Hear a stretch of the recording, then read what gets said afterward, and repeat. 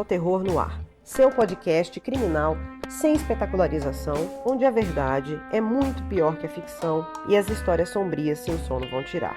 Fofoqueiros criminais, juntem-se a mim, sem julgamentos ou sensacionalismo barato, apenas a verdade no seu tom mais sensato, no terror que ecoa tão sombrio e sem fim.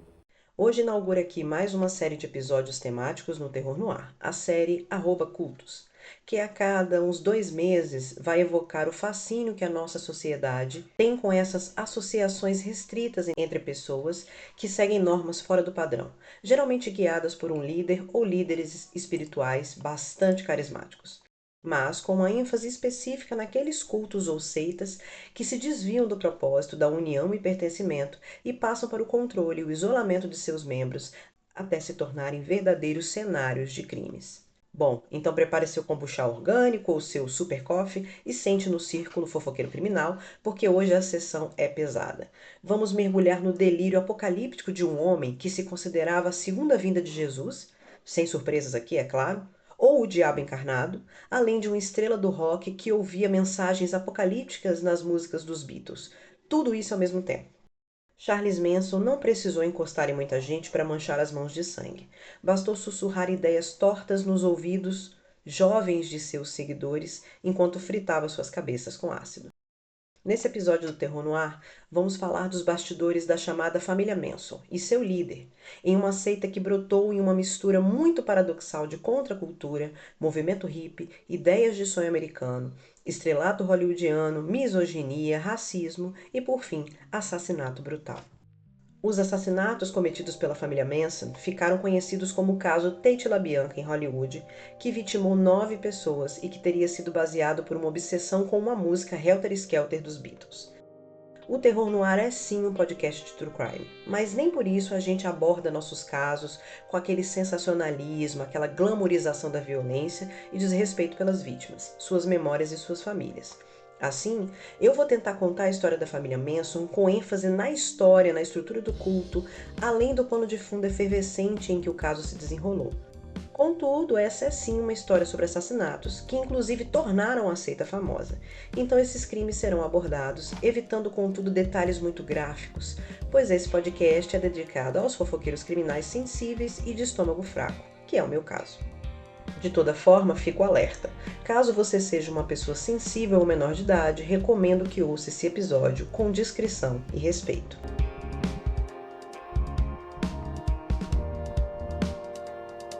Parte 1. O que é um culto ou uma seita? Acho importante começar esse episódio desmistificando um pouco os termos culto e seita. Para isso, eu vou usar aqui o livro Cultos, a linguagem secreta do fanatismo, da escritora e linguista estadunidense Amanda Montell, que foi publicado no Brasil pela Dark Side em 2023. Eu vou dar uma passada no que Amanda aborda em seu livro, mas pretendo fazer um episódio mais completo falando sobre, em breve. No livro, a autora desconstrói toda a narrativa de teoria da conspiração envolvendo lavagem cerebral e reprogramação de cérebro.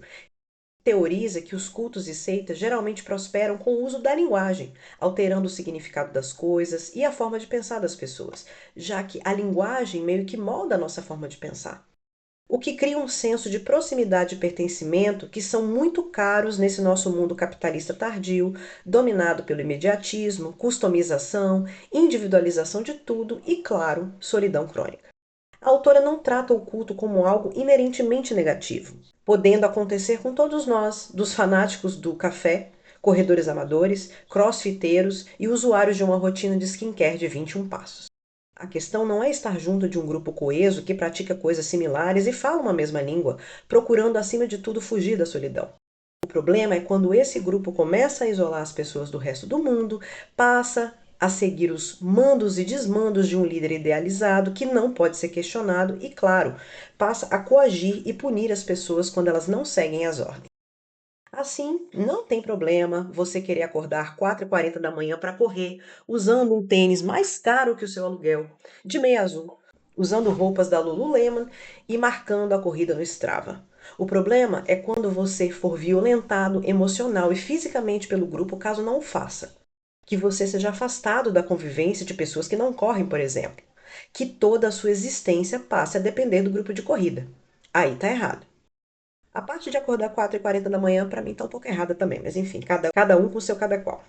Mas vamos começar do começo. Se a linguagem é central e as palavras importam, vamos então dar nome aos bois. Hoje em dia, seita e culto são usados mais como sinônimos e se tornaram aqueles termos guarda-chuva, que podem servir para nomear um grupo conhecido por morte e destruição, ou uma metáfora para sugerir um grande entusiasmo de pessoas que têm grupos de práticas iguais ou roupas iguais e tudo que se encontra ali pelo meio do caminho. Uma nova religião, um grupo de radicais online, uma startup ou mesmo um grupo de meninas viciadas no lip gloss da Road Beauty. Tudo pode ser chamado de culto. A palavra seita vem do latim secta, que significa seguidor. Geralmente, uma ou mais pessoas fundam uma seita quando passam a divergir de um pensamento tradicional e acumulam seguidores dessa nova forma de pensar. Ou seja, praticamente toda religião divergente acaba saindo de uma seita. Por exemplo, as primeiras seitas protestantes que se divergiram do catolicismo. Já a palavra culto, por seu lado, remete à Europa do século XVII, onde escritos falam do culto como apenas pagar homenagem a uma divindade, ou seja, uma oferença aos deuses. Embora tivesse sim uma conotação religiosa, o radical da palavra culto é o mesmo de cultura e cultivo, que derivam do latim cultus, que significa cultura. A palavra evoluiu bastante no contexto americano do século XIX e os cultos, inclusive, são muito mais fortes nos Estados Unidos do que em qualquer outro país, principalmente devido à fundação das colônias estadunidenses, quase como esse porto seguro para crentes de todos os tipos. Nos Estados Unidos houveram os que eles chamam de despertares religiosos, né? Que aconteceram em momentos da história, como por exemplo o primeiro despertar que foi dos peregrinos, o segundo despertar onde surge a religião dos Mormons, né? E aí a palavra só passou a ter um cunho negativo no chamado quarto despertar, que é esse reavivamento evangélico que foi vivido nos Estados Unidos nos anos 60 e 70, mas que aconteceu com o afastamento das tradições doutrinárias cristãs. E aí o culto se torna sinônimo de charlatão e impostor. Mas só passou a ser considerado como uma ameaça à sociedade nos anos 60, principalmente por causa dos assassinatos cometidos pela família Manson em 69 e, claro, nos anos 70, pelo massacre que foi pintado como um suicídio em massa em Jonestown em 78. A gente vai ter um episódio no futuro sobre Jonestown. Muitas vezes, os cultos têm um fundo religioso ou espiritual em que as pessoas seguidoras se unem em torno de um líder. Tal líder, quando esse culto é esquisito, começa a ser considerado como um ser superior e se torna normalmente o guia intelectual e espiritual da seita, e geralmente é quem cria as normas e as leis dessa seita, a seu bel prazer de preferência. Essa descrição meio que parece a descrição de qualquer religião comum, não é, gente? Porque é mesmo. Segundo o que eu li no livro da Amanda, a diferença entre o culto e a religião está na escala, no número de adeptos e no tempo de existência. Ou seja, culto mais tempo mais escala, igual a religião. Mais uma vez, culto não tem necessariamente um sentido negativo. Pode apenas representar uma dissidência religiosa ou de uma filosofia menos hegemônica.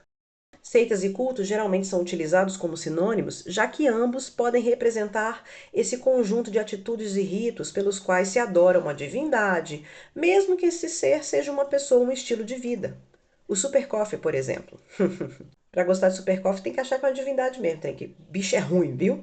Mas aqui vamos falar dos cultos bizarros, aqueles que normalmente isolam e fecham seus crentes para o mundo com regras estranhas e extremamente aberrantes. Aqueles cultos de pessoas que têm que mudar o nome, o estilo de vida, o jeito de vestir e que acabam culminando em crimes, desastres e até suicídios em massa de seus membros. E principalmente, aqueles cujo líder se aproveitou de seus seguidores e os manipulou até chegarem a extremos. Segundo Amanda, não existe um sistema binário que diferencie uma seita boa de uma ruim. Não podemos ser maniqueístas em nada quando a gente fala da nossa sociedade. Nada é preto e branco. Mas ela traz os pensamentos de Steven Hassan, conselheiro de saúde mental, que descreveu algumas características recorrentes nos cultos destrutivos, para diferenciá-los daqueles cultos que são saudáveis e que apenas unem pessoas diante de uma mesma crença e comunidade. Inclusive, ele escreveu um livro sobre o culto a Trump. Então, para ele, tem 3 passos: omissão de informações entre os próprios membros, temperada com uma boa camada de hierarquias internas. Aí a gente está falando bem de sistema de pirâmide mesmo. Segundo, distorção. O uso da linguagem para modificar a realidade, para modificar tudo o que dizem e para se tornarem mais aceitáveis. E terceiro, Mentiras, porque qualquer culto ético, qualquer conjunto ético de pessoas será aberto sobre tudo que se acredita. E aí eu posso acrescentar uma quarta: o uso da linguagem por um líder carismático para mudar um pouco a forma de pensar das pessoas, ou melhor, para reforçar as crenças que as pessoas já têm dentro delas. A família Manson, por exemplo, gabarita esses comportamentos, além de outros ainda mais bizarros, como obediência cega a esse líder que se diz superior. E seguindo as classificações de homicídios do manual do FBI, Crime Classification Manual, a família Manson pertence à classe dos cultos assassinos, geralmente formados por pessoas com excessiva devoção ou dedicação a ideias, objetos ou pessoas, cujos objetivos primários são sexo, poder ou dinheiro, e que são desconhecidas para a sociedade geral. E claro, que acabam se tornando criminosas. Mas por que os cultos nos fascinam tanto, gente? Os cultos assassinos nos fascinam da mesma forma que a gente para tudo para observar um acidente de carro que acaba de acontecer. E isso não é porque somos sociopatas no casulo, sedentos pelo sofrimento de outros, mas por uma razão bastante biológica. Desastres, crimes e outros acionam nossas amígdalas cerebrais. E como diria Mano Brown, quem tem amígdala tem medo. Então, essas pequenas estruturas em forma de amendoim que ficam lá no meio do nosso cérebro, são responsáveis pelo controle das emoções, memórias e do nosso instinto de sobrevivência. Amanda vai dizer que elas enviam vários sinais ao nosso córtex frontal, que é responsável pela solução de problemas e que vai tentar descobrir se esse evento apresenta uma ameaça direta a nós, mesmo que o evento tenha acontecido há 50 anos e a gente esteja narrando ele nesse podcast, entendeu? E aí, mesmo que você, ouvinte, esteja sentado no ônibus ouvindo isso com fones, você entra um pouco no modo bater ou correr. A razão pela qual eu assisto todo e qualquer documentário sobre um culto pseudo-satânico não é porque eu sofro de um voyeurismo perturbado e sociopata. Isso acontece porque tanto eu quanto você que me ouve estamos sempre tentando entender satisfatoriamente por que pessoas comuns entram e permanecem nesses cultos. E a pergunta que fica: todo mundo é suscetível a essa influência cultista? Será que eu sou? Será que você é? Muitas pessoas dão uma explicação vaga e pseudocientífica de lavagem cerebral, que inclusive é uma teoria que nunca foi comprovada cientificamente e que inclusive é impossível de ser comprovada. Então a pergunta certa seria: que técnicas esses líderes carismáticos usam para explorar as necessidades fundamentais das pessoas relacionadas ao senso comunitário e ao sentido da vida? Segundo Amanda, a resposta estaria nas palavras, desde a redefinição habilidosa de palavras até o uso de eufemismos poderosos, a renomeação dos membros, códigos, palavras de ordem e mantras. Para ela, a língua é a chave.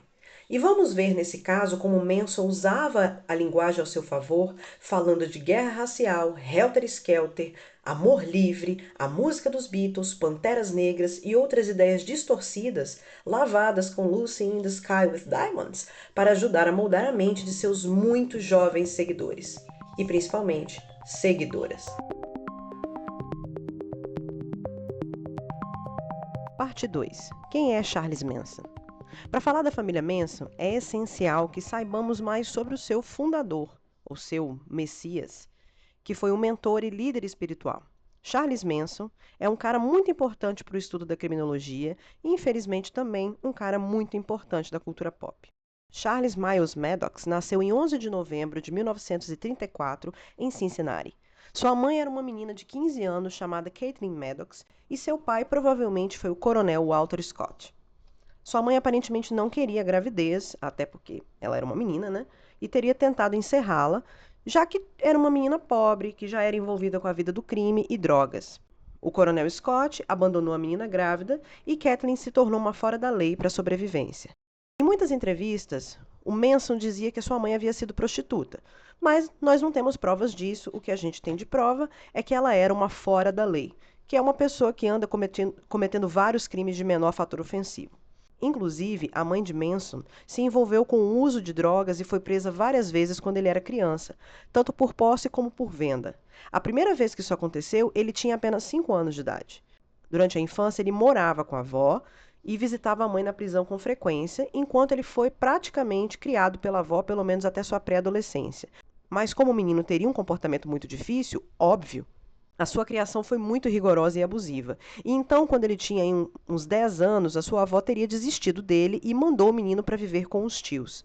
Essa mudança foi terrível para Manson, pois durante 2 ou 3 anos morando com os tios, ele teria sido vítima de constantes abusos físicos e inclusive sexuais do tio. É claro que o ambiente onde Charles Manson cresceu não era saudável, carinhoso ou propício de qualquer forma para criar uma criança saudável que se tornasse um adulto saudável. E quando a mãe dele foi solta, a situação não mudou, já que ela não tinha interesse em cuidar do filho e assim, na sua pré-adolescência, o Manson vivia nas ruas e sobreviveu cometendo pequenos delitos. Charles Manson, gente, passou a maior parte da sua vida encarcerado. Inclusive, ele foi preso pela primeira vez ainda menino, em 47, aos 13 anos de idade, por assalto à mão armada. Nesse ano, ele foi mandado para um reformatório chamado Boys Town e passou os seus anos de adolescência entrando e saindo de reformatórios. Quando ele atingiu a maioridade, ele foi transferido para uma prisão de adultos, onde ele saiu apenas aos 33 anos de idade, a mesma idade, inclusive, que eu tenho agora. Não que esse fato tenha qualquer relevância. Manson havia cometido uma miríade de crimes, desde golpes financeiros, roubo e até estupro. Ele passou os seus anos formacionais nesse ambiente hostil após ter passado a primeira infância em lares abusivos. E durante a sua longa vivência na cadeia, Manson se tornou tipo um aprendiz de aliciador de mulheres, ou aprendiz de cafetão, em bom português. Conversava com cafetões e aprendia como recrutar mulheres. Inclusive, dizem que ele falava sobre filosofias pouco conhecidas e teria lido o livro Como Fazer Amigos e Influenciar Pessoas, de 1934, que foi escrito por Dale Carnegie e é usado até hoje pelos coaches financeiros ao redor do mundo. Charles Manson era conhecido por ser profundamente manipulador e, depois de solto, ele passou a explorar essa sua característica, por assim dizer, para convencer mulheres muito jovens, em situação de vulnerabilidade e fragilidade, a se juntarem a ele. Manson, supostamente, também tinha uma veia artística forte. Eu tenho um pouco de dúvida, mas é isso que se conta. E ele aprendeu a tocar violão e a cantar ainda na cadeia. E foi também na prisão que ele teve contato com os Beatles e se tornou totalmente obcecado pelo quarteto de Liverpool. Isso no auge dos anos 60, no auge da Beatlemania. Dizem, inclusive, que ele se considerava um quinto Beatle. Ego era uma coisa que não lhe faltava. Ele ficou impressionado com a Beatlemania e decidiu que era naquele nível de sucesso que ele queria ter em sua vida. Seu desejo era se tornar um músico, um rockstar tão ou mais famoso quanto os Beatles. Ele me lembrou aquele moço que saiu na primeira semana do Big Brother que disse que queria ser tão famoso quanto a Beyoncé. Na prisão de Terminal Island, que fica na Califórnia, como eu disse, esse futuro líder de seita começou a aprender violão de forma autodidata. No final da década de 60, coincidentemente, um de seus colegas de prisão, que inclusive foi seu colega de cela, era o produtor musical Phil Kaufman, produtor, diretor e roteirista de Hollywood, que estava preso ali por envolvimento no contrabando de maconha. Kaufman, ele gostava da companhia de Manson e ouvia Manson tocando, e ele achava que Manson era um péssimo guitarrista, mas dizia que ele tinha potencial para ser cantor e compositor. E teria dito a Manson que quando este saísse da cadeia, ele deveria procurar um produtor musical da Universal Music. Em 67, o Manson foi solto aos 33 anos, como eu disse, quando ele começou a sua curta jornada rumo a se tornar líder de culto. Naquele momento, ele já havia passado 2/3 da sua vida na cadeia. E, na verdade, ele teria relutado em sair da prisão, já que na rua ele não tinha para onde ir. Mas saindo de lá, ele se deparou com um crescente movimento hippie da contracultura e também da loucura de Hollywood. Naquele ano, ele foi parar em Berkeley, perto da cidade de São Francisco, que é ali onde fica a Universidade de Berkeley, onde estava rolando o auge do verão do Flower Power, do movimento pacifista contra a Guerra do Vietnã, que é conhecido hoje como o Verão do Amor. Além de um lugar onde estava ali tendo um momento político efervescente que incluía a luta do movimento feminista e do movimento negro pelos direitos civis. Havia uma atmosfera de efervescência política e cultural que parecia tornar os maiores sonhos e os piores pesadelos possíveis. E naquela energia de liberdade e contestação do status quo, Charles Manson foi atrás de realizar o seu sonho americano, corrompendo algumas dezenas de jovens e deixando rastros de destruição atrás de si. Mal sabia ele que esse sonho deturpado duraria apenas alguns anos e ele voltaria a viver no seu ambiente mais familiar, a prisão.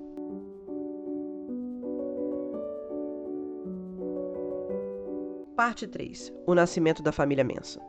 Em 67, ainda em Berkeley, Manson utilizou pela primeira vez o seu grande poder de persuasão, desenvolvido pelo treinamento dos seus tutores, os cafetões. E aí ele fez sua primeira seguidora, a bibliotecária Mary Brunner, que trabalhava na Universidade de Berkeley. A Mary tinha 24 anos e era uma moça tímida, mas posteriormente ficou conhecida como Mother Mary e chegou a ter um filho com Manson em 68. Foi a sua primeira seguidora. A família Manson se formou a partir desse casal bem pouco convencional e inicialmente ele se mudou para a casa dela, onde passou a atrair outras moças para se juntarem a ele num ambiente bem polígamo. Polígamo, gente, não poliamoroso, porque, sinceramente, a relação de Manson com suas seguidoras denotava bem pouco amor. Inclusive, elas faziam uma espécie de rotação de quem seria a namorada dele oficial, e elas ficavam extremamente honradas de poder ter esse contato sexual com ele. Então a Mother Mary ela saiu do emprego na biblioteca e passou a seguir Manson, e aí eles foram para São Francisco. Nesse momento de liberdade total e efervescência cultural, a Califórnia atraía todo tipo de pessoa, inclusive uma juventude rebelde, filha dos boomers, né, da galera que nasceu ali entre guerras, que fugia de casa, o que foi o caso de outra importante seguidora de Manson, Lynette Fromm, 19 anos. Em um dia, em Venice Beach, Manson encontrou uma menina, ênfase na palavra menina, chorando em um dos bancos, pois havia fugido de casa. Era Lynette, que viria a ser conhecida como Lynette Squeak Fromm, que foi a seguidora mais fiel que Manson já teve, até o dia da morte dela. Com ela, o Manson também utilizou sua imensa capacidade de manipulação, se aproveitando daquele aspecto vulnerável que ela tinha, e passou aquele caô nela, e teria dito que na cidade ele era conhecido como o jardineiro, pois cuidava de todas as flores dali. Lembra da teoria da Amanda Montell sobre o uso das palavras? Pois é. Squeak Fromm depois contou em uma entrevista que todo esse papo furado fez parecer que ele estava lendo a mente dela. E claro, com a ajuda de LSD. E aí ela pegou suas coisas, que não eram muitas, e se juntou a ele. Na sequência, a próxima protegida de Manson seria Patricia Krenwinkel, 20 anos, que depois foi conhecida como Katie. Segundo a Patricia, no dia que eles se conheceram, os dois passaram 5 horas na cama fazendo sexo e conversando, e que ele teria apresentado um mundo novo e extraordinário para ela, e aí ela juntou suas coisas, o seu coador, sua cuia, e prometeu que o seguiria para sempre. Vocês já estão sentindo o cheiro de encrenca cultista por aí, né? Pois é. Na sequência, Manson atraiu Susan Atkins, 20 anos, que adotou o codinome de Sadie, que era uma ex-dançarina exótica, ou seja, stripper, que trabalhava em festas da região. Vocês já notaram uma das questões do culto, que é a mudança de nome, né? As meninas entram e elas têm que adotar o codinome, porque isso significa que elas estão apagando o seu passado e se dedicando completamente à seita. Foi assim que Manson conquistou seu primeiro séquito. Essas 4 garotas ainda em 67. Mas quando os assassinatos Tate LaBianca ocorreram em 69, a família Manson já contava com dezenas e mais dezenas de membros.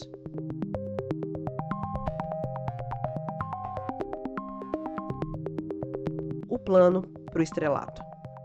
Quando iniciou seu pequeno culto com essas 4 seguidoras profundamente fiéis, ligadas emocionalmente e sexualmente a ele, Manson decidiu ir atrás do seu grande sonho de estrelato que havia nascido ainda na cadeia com aquele estímulo do Phil Kaufman. E assim, ele decidiu mudar para Hollywood atrás de um contrato com uma gravadora e continuou atraindo mais garotas para o seu séquito. Nesse momento, o culto passou a atrair alguns homens, como Bruce Davis, Charles Tex Watson, que foi uma figura importante no caso Tate LaBianca, e Bob Buzzoleo. Os homens eram, por falta de palavra melhor, os capangas de Manson. Nesse início, o próprio Kaufman fez parte da família por alguns meses após sair da cadeia em 68. E aí vamos conversar um pouco sobre como funcionava a dinâmica da família Manson. Quando eu digo que Manson se treinou como aliciador de mulheres, cafetão, eu estou sendo literal. Obviamente que eu estou falando de um cara misógino que fundou uma seita muito misógina. As moças, que eu vou chamar aqui de meninas Manson, eram ferramentas e peões que Manson utilizava para conseguir de tudo. Conseguir novos seguidores homens, que seriam seus capangas, atraídos pela oferta de sexo ilimitado com elas. Ou seja, em bom português, Manson prostituía as meninas. Cafetão.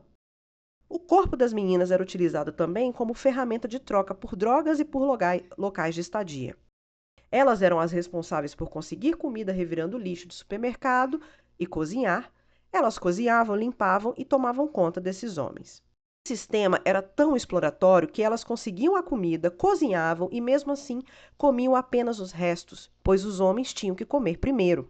E essa rotina da família continuou assim, numa busca por esse tal estrelato que Manson tanto queria, quando em meados de 68, a Katie, Patricia Krenwinkel, junto com outra seguidora chamada Ella Joe, pegaram carona com ninguém menos que Dennis Wilson, baterista da banda Beach Boys, que fazia um sucesso estrondoso na época.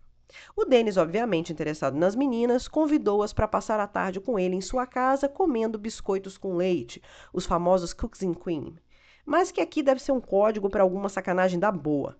Depois, elas foram embora, ele também saiu. Quando ele voltou à noite, estava rolando uma festa petit comité na casa dele, o que não era exatamente estranho, já que o Wilson tinha o costume de deixar a chave da casa com os amigos, e a casa ficava sempre aberta para essas festinhas. Contudo, um dos convidados da festa, o Wilson não conhecia. Era Charles Manson, e como ele tinha um aspecto estranho, o Wilson achou que o cara fosse fazer mal a ele. E aí o Charles Manson teria dito: "Você acha que eu vou fazer o mal a ele?" E para provar que era um cara paz e amor, o Manson teria se ajoelhado e beijado os pés de Wilson. Uma vibe meio Jesus, né, gente? O Wilson gostou da companhia de Manson e permitiu que ele ficasse com ele na casa junto com as meninas. Mas não um fim de semana nem uma semana. O Manson passou a morar mesmo na casa de Wilson. Inicialmente ele gostava da companhia de Manson e da família e achava o Manson muito enigmático e meio mágico e apelidou Manson de o Mago. Mais uma vez aqui, o poder da linguagem. Dennis Wilson também curtia o som produzido por Manson e o amigo dele, Neil Young, tentou fazer com que a Warner Brothers assinasse um contrato com Manson, mas esse contrato não saiu. Olha, gente, eu quero fazer uma pausa para jogar uma opinião pessoal aqui. Isso aqui, o INE CPF, tá? Eu entendo que esse povo era da alta classe da arte lá de LA, mas eu dei uma ouvida nos supostos áudios e músicas do Manson e eu penso que tem que usar muito ácido para achar aquilo bom. É tipo a galera que achava o Terry Bundy bonito, feito galã de novela, entendeu? Enfim, gosto é igual a... Continuando. Já que a Warner Bros. Não rolou, o próprio Wilson decidiu ele mesmo colaborar com Manson para tentar colocá-lo no showbiz. Mas isso não deu certo porque depois de algum tempo naquela convivência, o Wilson começou a perder a paciência com essa longa estadia de Manson e suas garotas na casa dele e ele estava gastando rios de dinheiro com esse povo.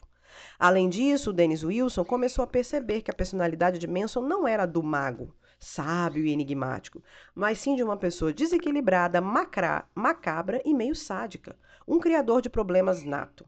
Um comportamento que não é de se estranhar se a gente analisar a trajetória do Charles Manson até aqui.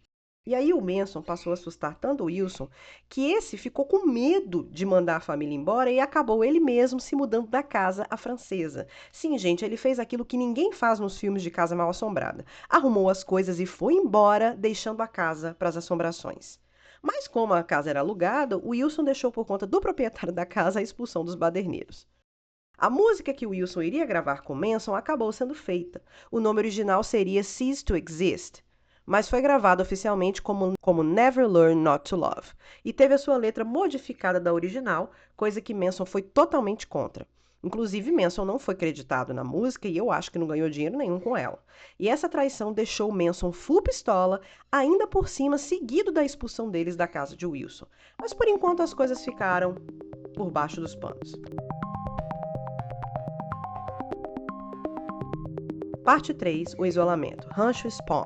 Até agora, Manson já marcou pontos no quesito distorção da realidade, uso de linguagem para persuadir incautos vulneráveis, criação de uma linguagem e realidade própria. Aqui só falta o último passo para gabaritar a entrada do culto para seu formato mais pernicioso, em que os seguidores começam a seguir o líder de olhos fechados, que é o isolamento. Depois da expulsão da casa de Wilson, a família Manson se mudou para um local ermo. E sabemos que o isolamento é parte central dessas seitas bizarras, já que fica muito mais fácil controlar a narrativa e as pessoas estando num local isolado de qualquer influência externa, separando as pessoas de entes queridos, amigos ou qualquer um de fora do culto. Mudaram-se então para o Rancho Spawn, que era bem afastado do centro urbano de Los Angeles e que tinha servido de cenário para filmar vários filmes de faroeste na década de 50. E como esse gênero já havia caído em decadência naquele momento, o rancho estava praticamente abandonado. Então vamos à soma de informações que temos até agora para delinear a bizarrice dessa história. Um cara com uma infância e juventude terrível, que viveu sua vida jovem e adulta toda em ambientes penitenciários, usa técnicas de manipulação para aliciar jovens garotas e usa essas jovens garotas sexualmente para tudo, inclusive para atrair uns jagunços violentos para o movimento. E aí ele constrói um culto em torno da sua figura, enquanto pula de casa em casa, até que vai solidificar a seita morando em um cenário de filmes. Isso tudo em Hollywood, em meio da ebulição dos anos 60. Nem um roteirista mais famoso do cinema teria conseguido criar uma coisa assim. E tinha tudo para dar errado, né, gente? Com certeza. Nunca ninguém viveu 2 anos com tanta intensidade como o Manson. Esse rancho Spahn estava abandonado, mas ele tinha um dono. Era um senhor idoso chamado George Spahn, de 80 anos e quase cego. E adivinha como Manson conseguiu convencê-lo a abrigar a família Manson? Claro, em troca de sexo com as meninas, principalmente com Squeak From. Afinal, George era um senhorzinho, mas canalhas também envelhecem, né? E claro, a família também deveria trabalhar na manutenção do local. No isolamento do rancho, foi onde a família Manson se tornou cada vez mais alienada e absorvida pelo culto, e as suas atividades ficaram muito mais bizarras.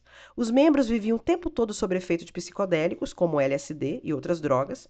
Manson todas as noites criava uma assembleia para pregar suas ideias, tipo Messias.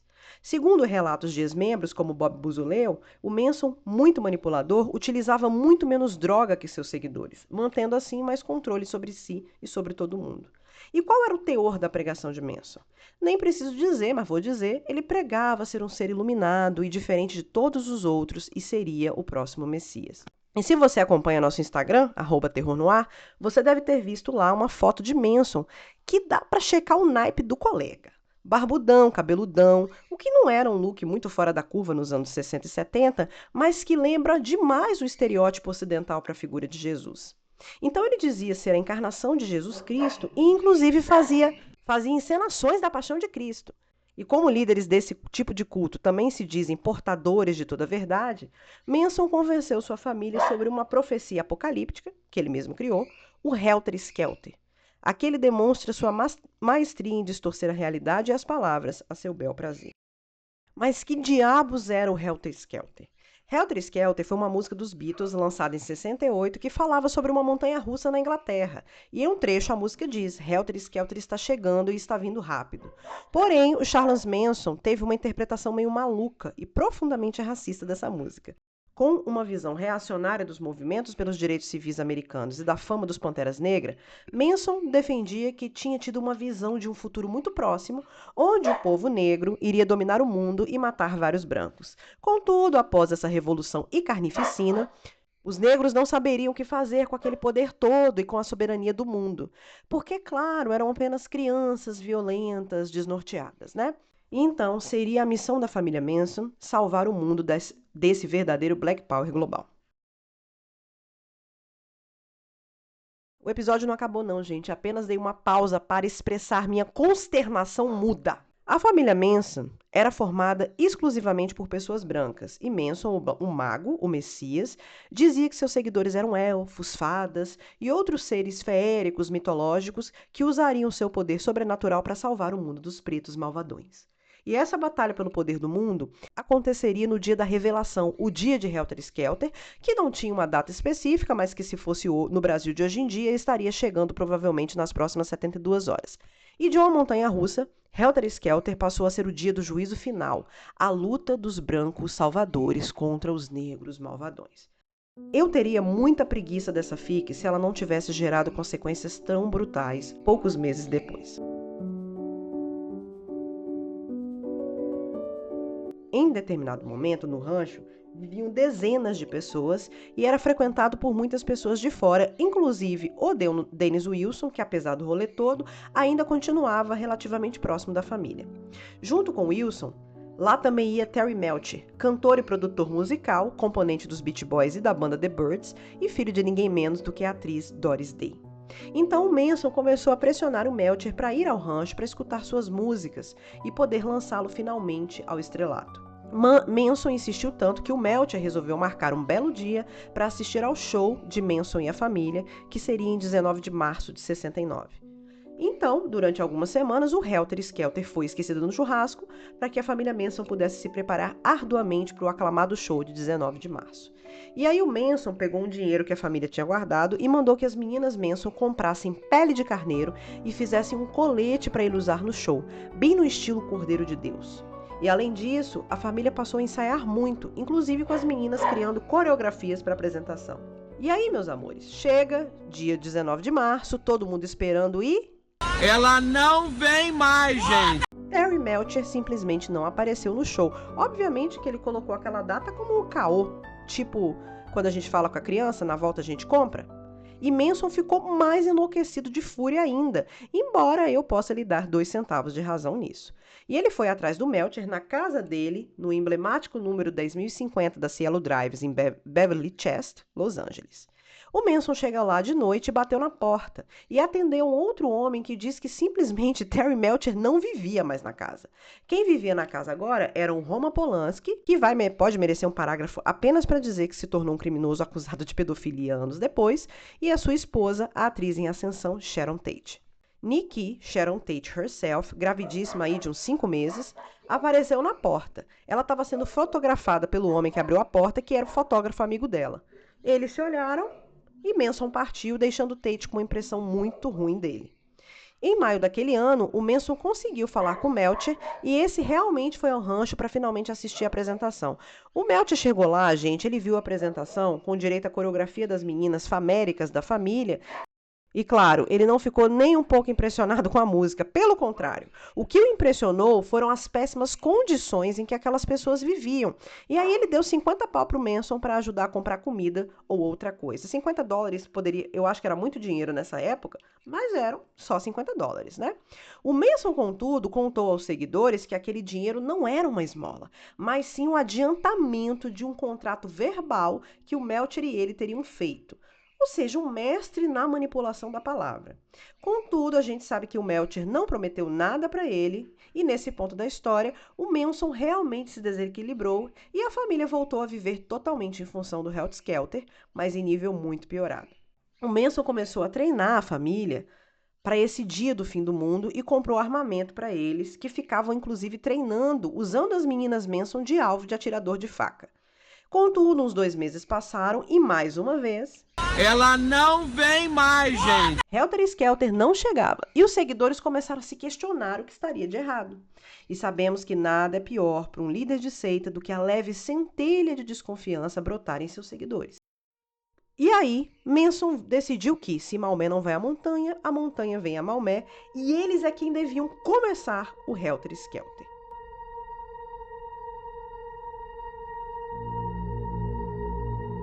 Parte 4. Helter Skelter chegou. A partir de agora, eu vou descrever a cadeia de acontecimentos que levaram os membros da família Manson a cometerem o assassinato de pelo menos 9 pessoas nos dias 9 e 10 de agosto de 69. Mais uma vez, eu vou fazer um aviso para pessoas sensíveis que talvez devam evitar ouvir essa parte, embora eu garanto que eu vou tentar trazer uma versão menos gráfica dos acontecimentos, mas ouça essa parte com cuidado e respeito. O processo do Helter Skelter real, que desembocou nos assassinatos Tate LaBianca, começou no mês de junho de 69, quando Tex Watson, que era braço direito de Manson, resolveu aplicar um golpe em um traficante negro chamado Bernard Crow, conhecido como Lotsa-Popa, para levantar uma grana ali para o Helter Skelter.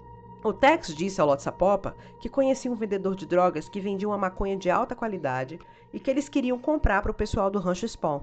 Mas esse traficante imaginário só venderia a partir de 25 quilos de droga e a família não teria dinheiro para pagar. Então, qual seria o acordo? Lotsa-Popa compraria a droga, a família ficaria com um pouquinho e o Lotsa-Popa poderia revender. Mas o Tex é que teria que ser o atravessador, pois o tal traficante só venderia a droga exclusivamente para ele.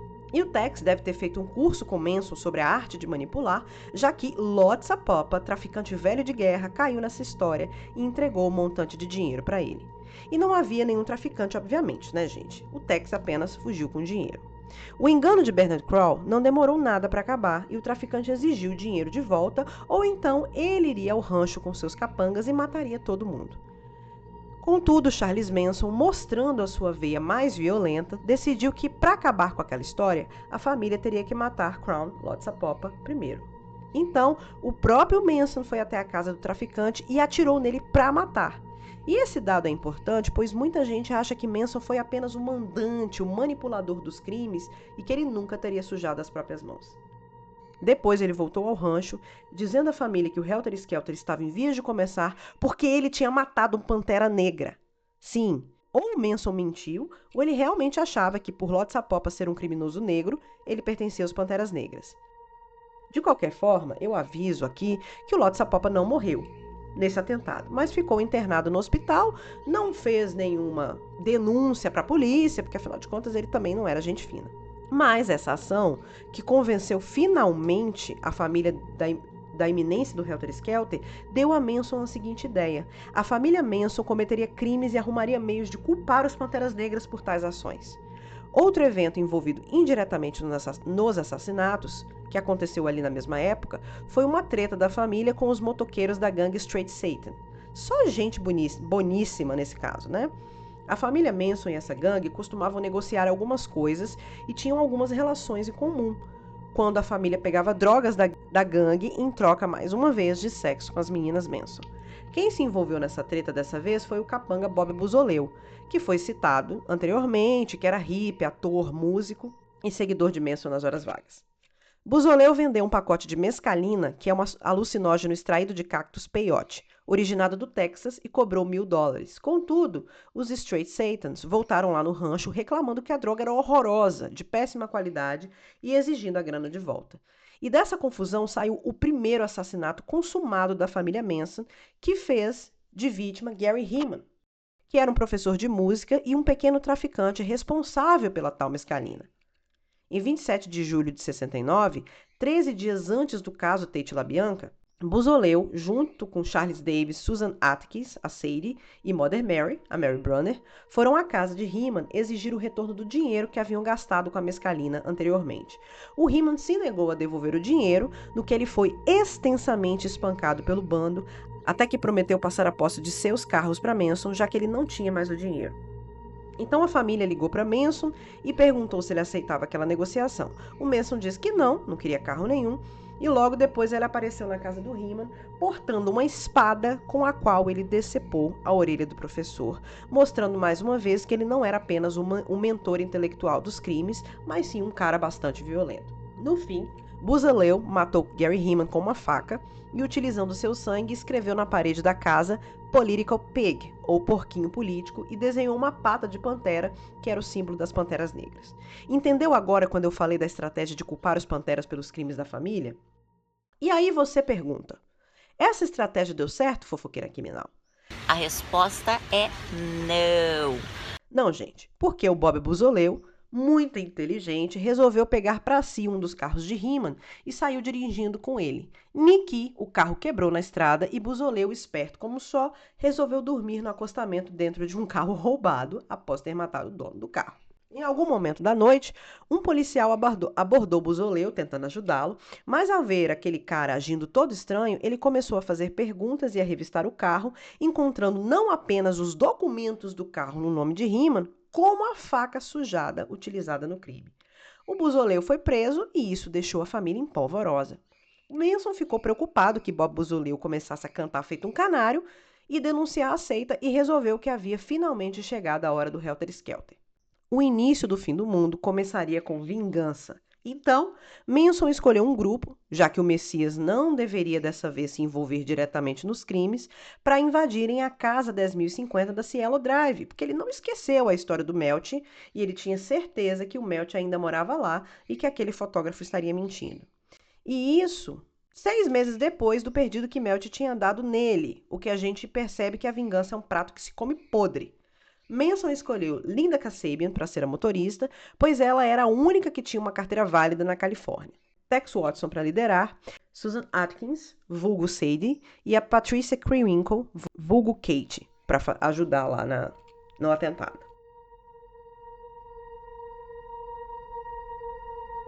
Os assassinatos Tate LaBianca. Era a noite do dia 9 de agosto de 69. O grupo chegou nos portões da casa dos Polanski e Tex Watson subiu em um poste e cortou a fiação de telefonia. E aí eles invadiram a propriedade pulando o portão. Eles acabaram se deparando com um carro saindo da casa que estava sendo dirigido pelo jovem Steven Parent, que infelizmente estava totalmente no lugar errado na hora errada, porque ele apenas tinha ido visitar o caseiro, a pessoa que tomava conta da casa, para lhe vender um rádio-relógio. Infelizmente, Parent foi a primeira vítima do bando, sendo assassinado com 4 tiros ainda dentro do carro. A Linda Kasabian acabou decidindo não mais participar do ato porque ela ficou assustada com a violência. Ela tinha ido ver se haviam janelas abertas nos fundos da casa, e haviam. Mesmo assim, ela mentiu ao grupo dizendo que não havia ninguém lá e que eles deviam ir embora. E o Tex, sentindo que a Linda tinha se acovardado, mandou que ela voltasse à frente da casa e ficasse de guarda perto do carro, o que acabou melhorando a condição de Linda depois no julgamento, porque impediu que ela fosse condenada pelos assassinatos. E quais eram as pessoas que estavam na mansão naquele momento? Não Terry Melcher, com certeza, pois os Polanski haviam alugado o lugar em fevereiro daquele ano. Estavam lá Sharon Tate, em plena ascensão em Hollywood, que estava grávida de 8 meses do diretor de cinema, o Roman Polanski, é diretor de filmes como O Bebê de Rosemary, O Pianista. Também estava Jay Sebring, um ex-namorado de Sharon e muito amigo da atriz, que inclusive estava vivendo na casa, cuidando dela nessas últimas semanas da gravidez, já que o Polanski estava em Londres filmando. E um amigo de infância de Polanski, Wojciech Frykowski, e sua namorada Abigail Folger, que era uma socialite americana, herdeira da indústria de café. Então Tex, Susan e Patricia entraram na casa pulando uma janela e se espalharam pela casa procurando as pessoas.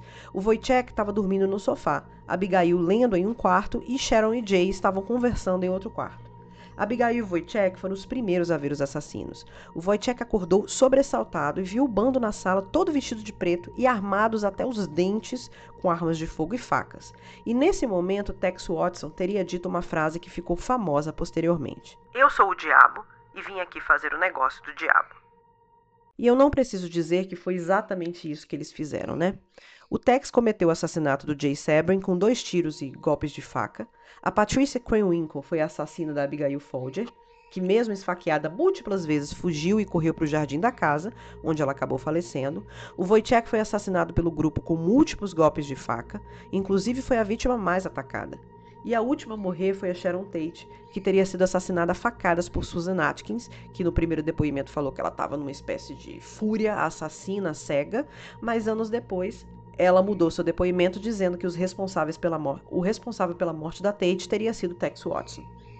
Na saída, a Susan utilizou de uma toalha embebida em sangue para escrever a palavra pig, porco, na porta da casa.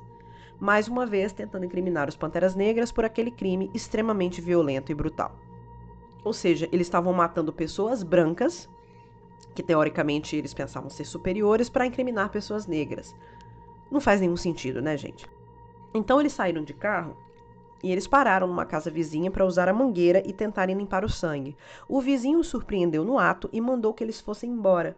E esse vizinho, posteriormente, foi uma testemunha fundamental, principalmente porque ele chegou a anotar a placa do carro daquele pessoal estranho.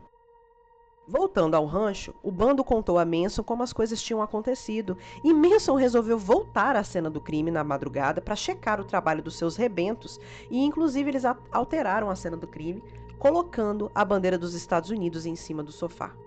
Os corpos foram encontrados no dia seguinte por um empregado. Mas por que o caso se chama Tate LaBianca? Porque as pessoas da casa de Sharon Tate não foram as únicas vítimas da tempestade de violência da família Manson. No dia seguinte, 10 de agosto, o caso já era de conhecimento geral, inclusive da polícia.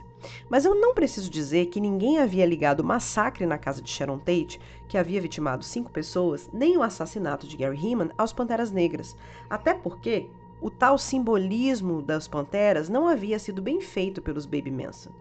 E eu também, que eu saiba, Panteras Negras não cometiam esse tipo de crime, saindo matando famílias brancas à toa. Então Manson achou que precisava tentar mais uma vez trazer o Helter Skelter à vida.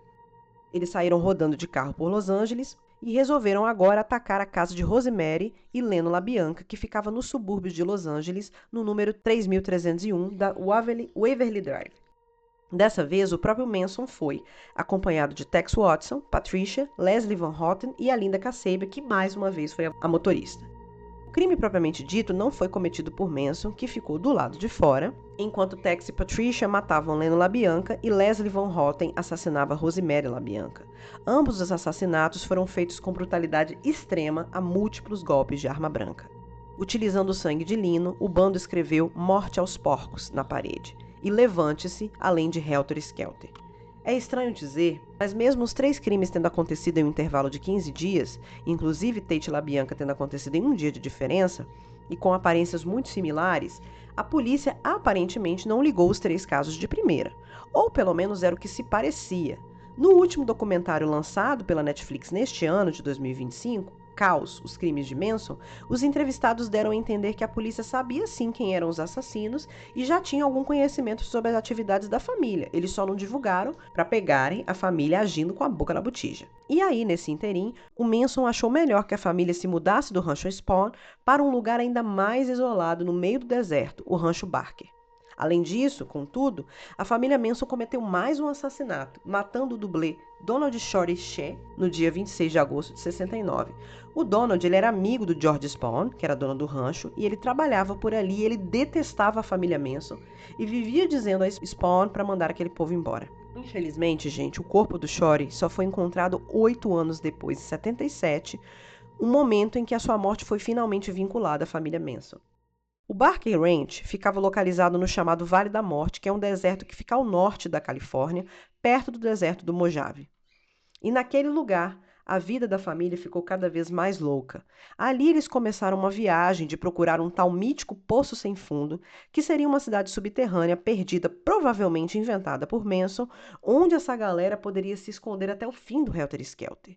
Nesse poço sem fundo, eles ficariam por anos enquanto evoluíam miticamente para elfos e fadas, com direito a asas nascendo nas costas e tudo.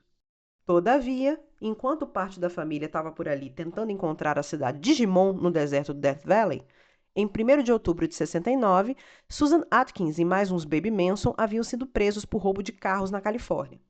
E louca como só ela, a Susan costumava se gabar com as outras detentas que ela havia matado a Sharon Tate. Uma dessas detentas, Ronnie Howard, resolveu fazer um acordo com a polícia delatando a Atkins em troca de redução de pena.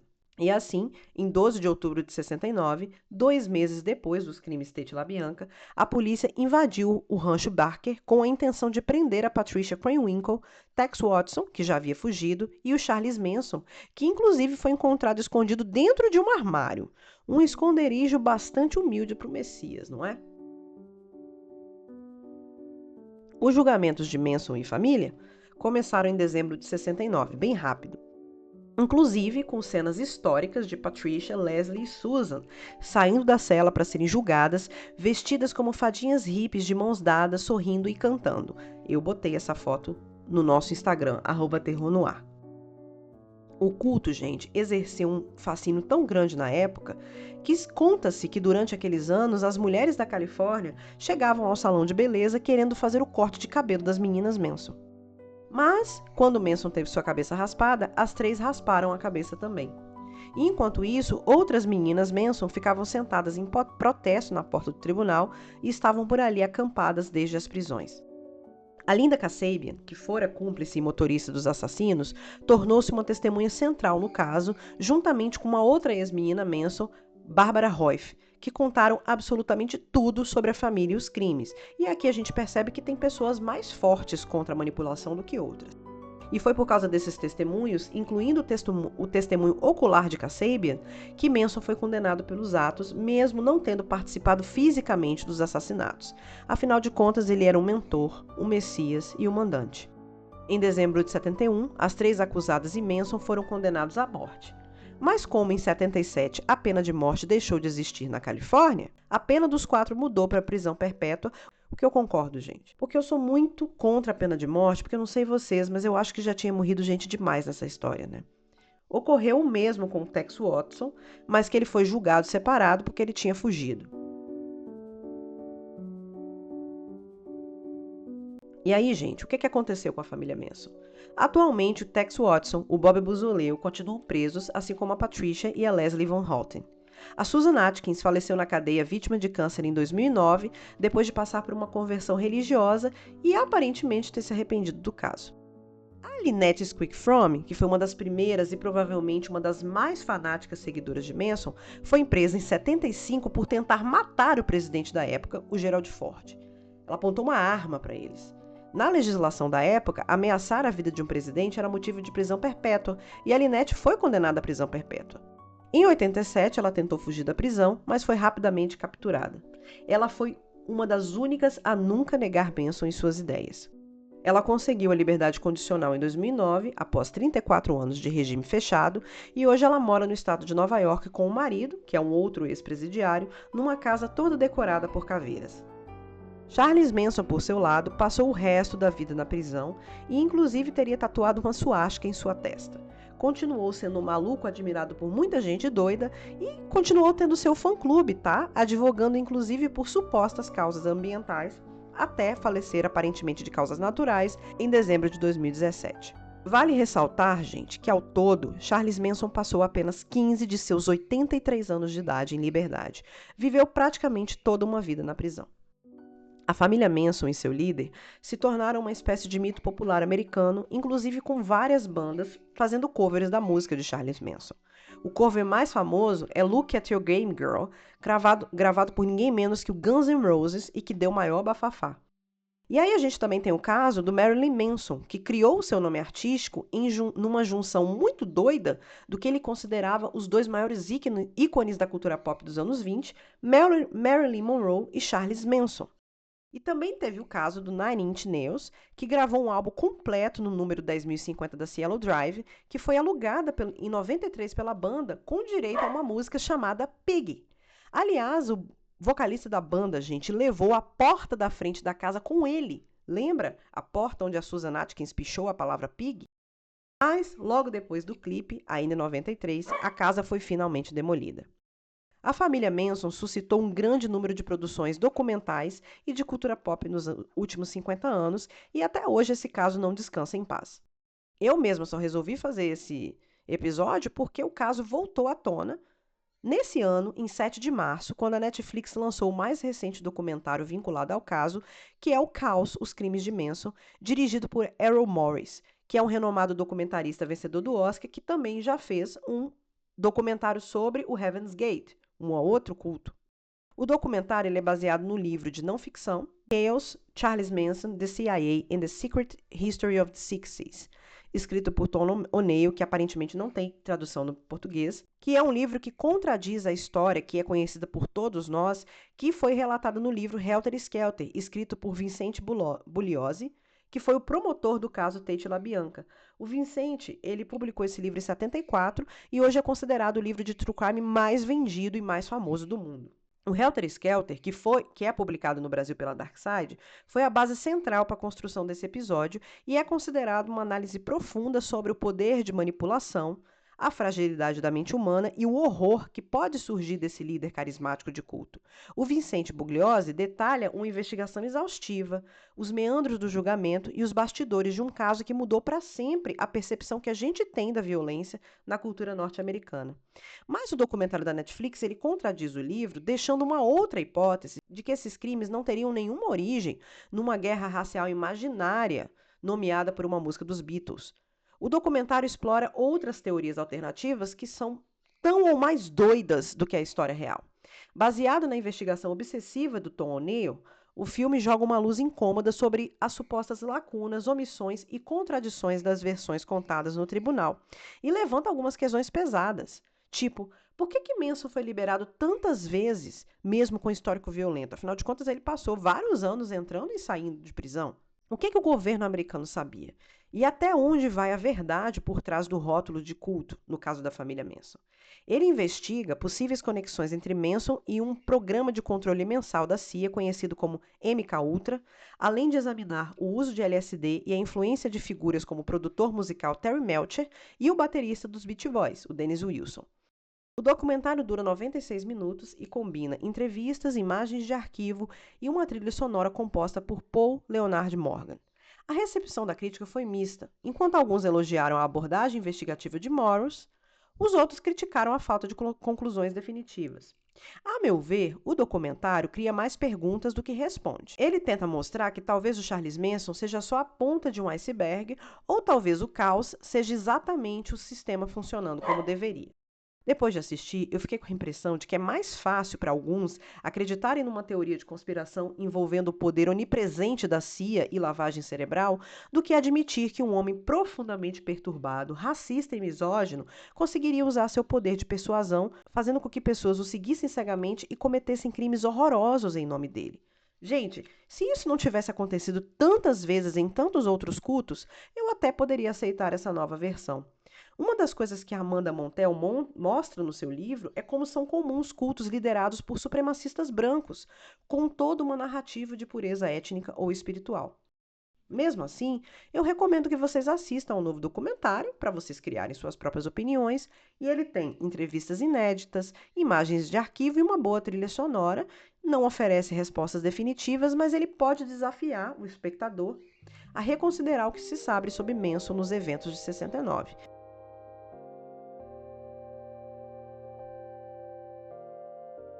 E por fim, ficam aqui as minhas indicações. O livro Helter Skelter, A Verdadeira História dos Assassinatos Manson, do Vincent Pugliose e Kurt Gentry. O livro Manson, a Biografia, de Jeff Green, os dois pela Dark Side. A série Mindhunter, da Netflix, porque na segunda temporada eles entrevistam, o Manson. E o ator que fez o Manson foi tão bem que ele acabou fazendo de novo o papel de Manson no filme Era Uma Vez em Hollywood, do Quentin Tarantino, que eu particularmente não gosto desse filme. Não sei, não gostei, achei um desrespeito com as vítimas, achei um desrespeito. Também vou recomendar o documentário Truth and Lies, The Family Manson, de 2017. E, por fim, o documentário Caos, Os Crimes de Manson, disponível na Netflix. Este foi o Terror no Ar, um podcast quinzenal onde, às sextas-feiras, como esta sexta-feira 13, desenterramos os segredos que a sociedade prefere deixar enterrados. Não nos enganemos, o silêncio sobre esses crimes é cúmplice, e enquanto as respostas não vêm, seguimos, como fofoqueiros criminais, a cavar mais fundo, sempre à procura da verdade, que ainda teima em escapar. Não se esqueça, a história ainda não terminou. Até a próxima sexta, daqui a 15 dias, quando as sombras se fizerem presentes mais uma vez. Esse episódio foi roteirizado, narrado e editado por mim, Winnie Pereira. Utilizei como fonte principal o livro Helter Skelter, A Verdadeira História dos Assassinatos de Manson, publicado pela Dark Side, e o documentário Truth and Lies, The Family Manson, de 2017. Até a próxima!